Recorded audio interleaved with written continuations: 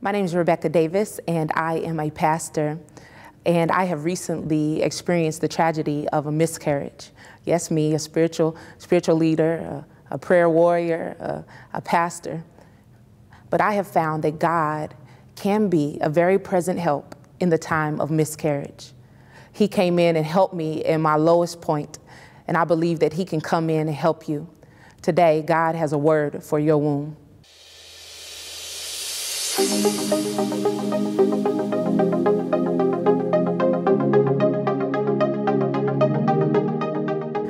It was the day before Thanksgiving in 2012, this past Thanksgiving, and I was just going for a regular routine checkup to check on the baby, and I go in there and the nurse is scrambling. She can't find the heartbeat.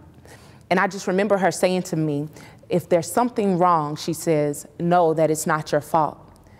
And over the next few moments, as I'm trying to just grapple with what she was saying, her voice just kept ringing in my ear.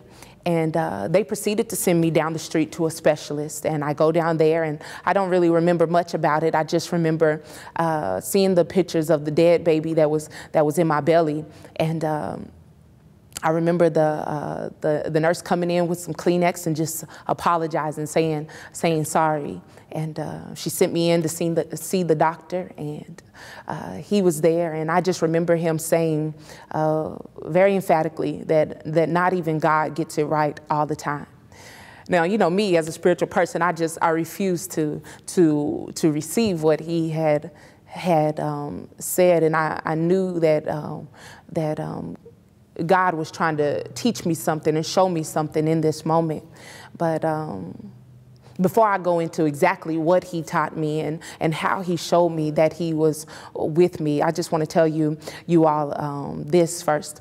A few weeks ago, I was in D.C., and I had to speak there, and the pastor there gave me a book. Now, he didn't know my story. He didn't know that I had recently experienced a miscarriage. All he knew was that I was a woman pastor. So he hands me this book, and it was called A Word for Your Womb by Alicia Waters. Now, the book is wonderful. It's fantastic. I am not knocking it at all. Go get the book. However, in the book, she uses womb more metaphorically. And as a person who had just experienced the loss of a baby, who had gone through a D&C, you know, experiencing the emotional turmoil that comes with a miscarriage, I was looking for something a little more literal. I was really looking for a word for my womb. And so here we are today, because I know that there are a lot of you who have gone through this, who have suffered through this, and really have suffered through this alone. And today I know beyond a shadow of a doubt that God has a word for your womb. So here it is. He showed me four things that helped me get through this miscarriage.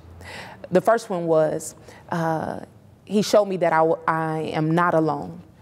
He sent somebody to me, actually, by way of my son's godmom, who has actually lost a child also, but it wasn't a miscarriage. Her son died at the age of 21. It was one of those. And she was able to come and be with me and talk with me. We cried, we laughed, we prayed, we did it all. But it put me in such a different mental space to know that somebody else could understand what I was going through. And see, a lot of times, ladies, we suffer through this alone. We don't talk about it. We choose to just internalize it, and we get depressed. We isolate ourselves. And I just want to tell you, first of all, that that's not the way. God showed me that there is healing in us helping each other, encouraging each other, talking about it, telling your story, encouraging these younger ladies who will come after us. The doctor told me that 40 to 50% of all babies are lost. That is that means that almost every other woman you meet has experienced the loss of a child, has experienced a miscarriage. And that high percentile doesn't even account for the women who have a hard time even getting pregnant at all, who are barren, who can't even get pregnant. And so we all have this going on. We all have stories. We all have testimonies, and we can benefit from one another. So you're not alone. Number 2, he taught me that I did not have to be afraid. He kept bringing that text back to my remembrance, Isaiah 41:10, that says, "Fear not, for I am with thee. Be not dismayed, for I am thy God. I will strengthen you. I will help you. I will uphold you with my righteous right hand." He said, don't be afraid. Don't be afraid to try again. Don't be afraid of your own body. I made your body. That's what he told me. He's like, don't be afraid of the shame that comes with it, because I did. I felt very ashamed, especially as a public figure, as somebody who had already announced her pregnancy. I felt very ashamed. Like, what was wrong with me? What was wrong with my body? Why couldn't I carry this child? But he told me I didn't have to be afraid of that. And then thirdly, he told me that he was with me. And I found so much solace and peace to know that God was with me. Know that he is on your side. He is not against you. He is not just waiting around wanting you to miscarry and wanting you not to have a child. He is on your side. Please always remember that. And then fourthly, which I think is really one of the most powerful things, he showed me that my breakthrough was in prayer. So take Hannah, for instance. Hannah is here. She's barren. She can't have a child. She wanted desperately to have a child for her husband. And the Bible says that she goes to the temple and she's there and she's praying. She's really laying it all out before the Lord. And the Bible says that so much so that her mouth was moving, but no words were coming out. And the priest thought that she was crazy. He thought that she was drunk. And so he's like, how long will you be a drunken woman? And she says, sir, I'm not drunk.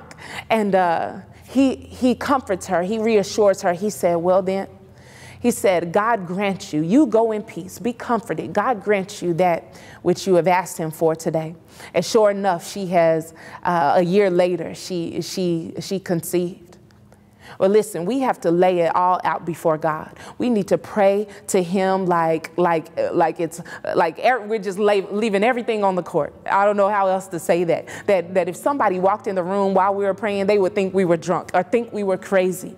But really, our breakthrough lies right there in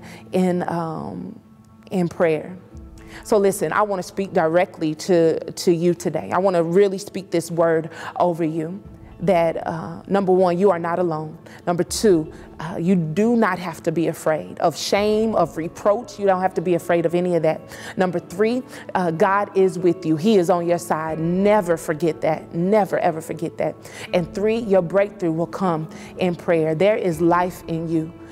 I hear God saying in Isaiah 54, enlarge your tent. Make your house ready. Prepare your bedrooms, your extra bedrooms, your crib, your whatever the case may be. There is life in your womb. God is for you, and he wants to give you your heart's desire.